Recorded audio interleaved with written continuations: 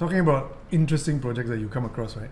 Would you consider a model where they can't pay you this X amount, but you can take equity in that business because you find it interesting, right? I find that some... Have you done that? I haven't done it yet. Okay. But I am considering... I've had a lot of offers like that, but I made it a policy not to take it. Although some of those projects that where I was offered equity ended up growing really big, which are worth like multi-million right now, or some have exited. I don't regret because I consciously made a policy to say, I'm just going to say no to this engagement, because one thing is I can't afford it. I can't afford to build an app for someone, for example, on equity basis. So I can't afford to put in my money into these projects. But if money was not an object, would you do it? Then I might. At a point where maybe I'm semi-retired or something, right? Maybe I might, right? Okay, I mean, also 10 years ago, I obviously couldn't do it. Right? So when I was offered, although I was interested and all, so my offer to them was very straightforward, right? Great project, I love it and all that, but I can't afford to, fork out my own money to build this.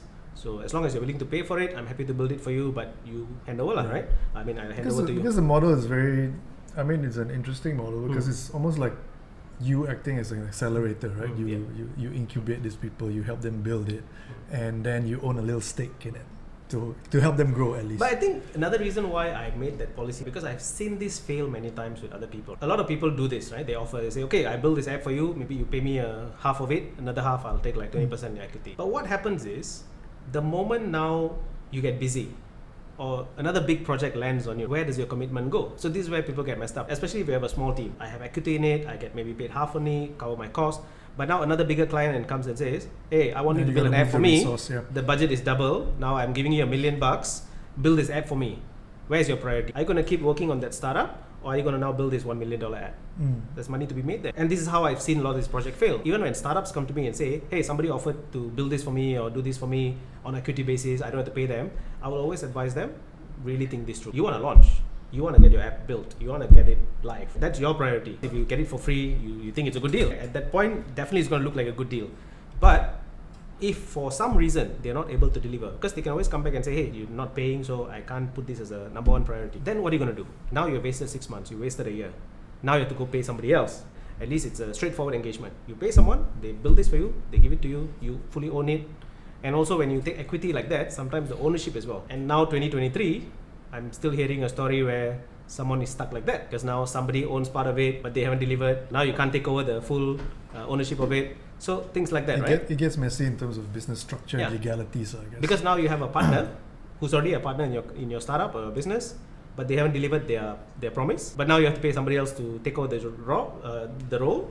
But that partner is still there. They're part of the business because they already have equity in it. But although they didn't deliver, now you have to find ways to kick them out. So it becomes really messy. To me, either you hire someone, build your own team, develop your own products, whether it's a software or hardware, or it could be an F&B product, or you fully outsource it, vendor engagement, right?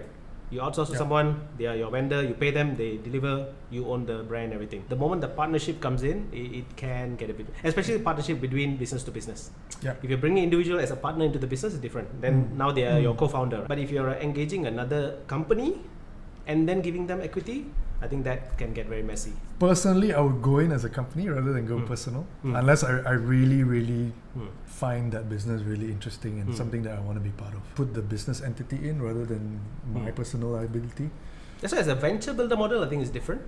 But I will do it, I think, in a different way, different format than more as me as a venture builder. Because I've seen some, examples out there, so it's like, so actually, something to consider. Like with my agency Pixarworks, we built one of the earliest OTT platforms, which was actually built for a startup, which eventually got acquired twice, and now is one of the very popular web TV platforms that we have now. We actually built it for a startup. So, but that one we got paid. Like I got paid my retainers to build the whole thing.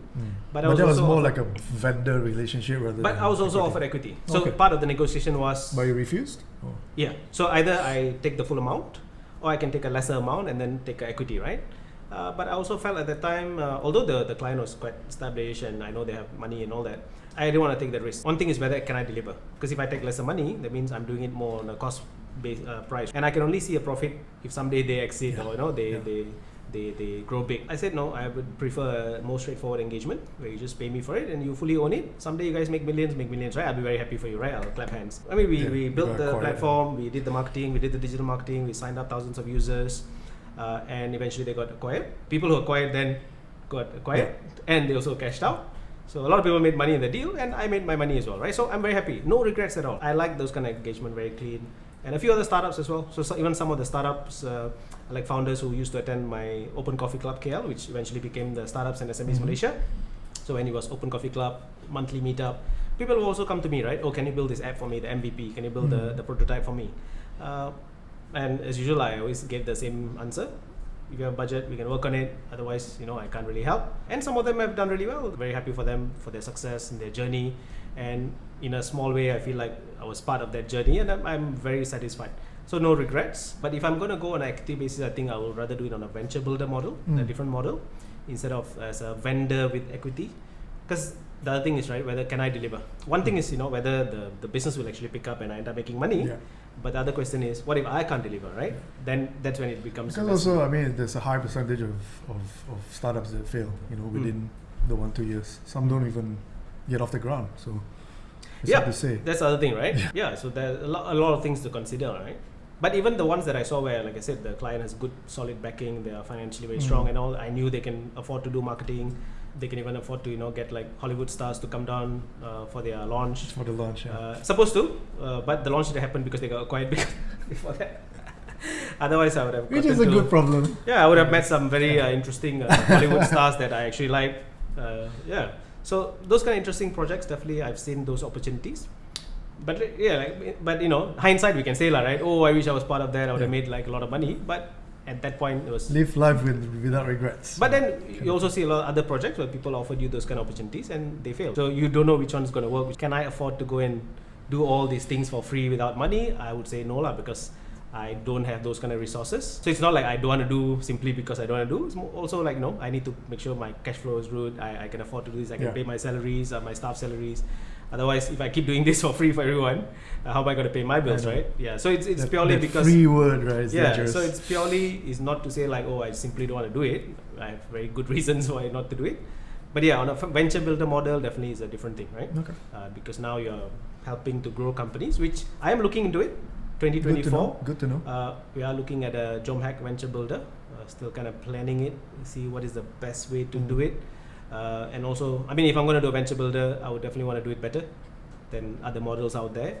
So many people run accelerators, venture builders, incubators. There's so many different models to it, so many ways to fund it. So I'm still kind of putting together the plan to see, okay, what will be the best way I can do it and the best way I can create.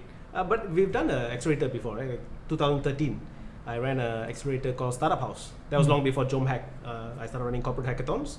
So we actually did one cohort of a startup accelerator called Startup House, where we put 5 startups in a house, in an apartment, and then they stayed together for 3 months.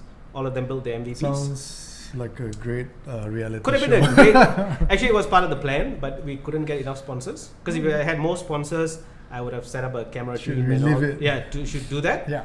But that part didn't come in. So I had some small sponsors, but it was more like money out of our pocket. It's just me spending money out of my pocket to kind of try this and see, hey, does this work, right? So I spent money out of my pocket. We had some small sponsors to cover the venue and food and all that, which I ended up actually paying off later. So it was kind of fully sponsored by myself. But I have one other sponsors who gave me a small amount of money and also invested into the winner. Oh, nice. So it was a small kind of pilot project thing. Didn't take any equity because it was a pilot project. I didn't want to have any like messy interaction, engagement with the teams. It was more like you come through this program, whatever you get, you get. I don't have any equity. So basically we gave them a place to stay. We gave them food for 3 months. They all built the MVPs. They launched it. We did the demo day. The team that won ended up getting like 300,000 in investment in cash and also services. Initially they were only promised 30,000, like a seed fund. But they ended up getting something worth like 300,000, which is great. Are they still running a business? Something else. They have pivoted to something else. They launched and all that, and then they pivoted to something else. The other teams got invited to join other accelerator programs with funding. So that was good. It was a good pilot project. Yeah, but it's just that interesting concept. I want to do a second round. I was looking for funding and support. That's when JomHack came about, the whole partnership with MDAC, and we ended up creating JomHack as a hackathon platform, and that kind of took off, right? So I just got busy with that, and for the last, since 2016, I've been really busy running a lot of hackathons and got into the whole corporate innovation scene, and we've done other innovation programs. And also I got to bring all my digital marketing, the agency expertise into this.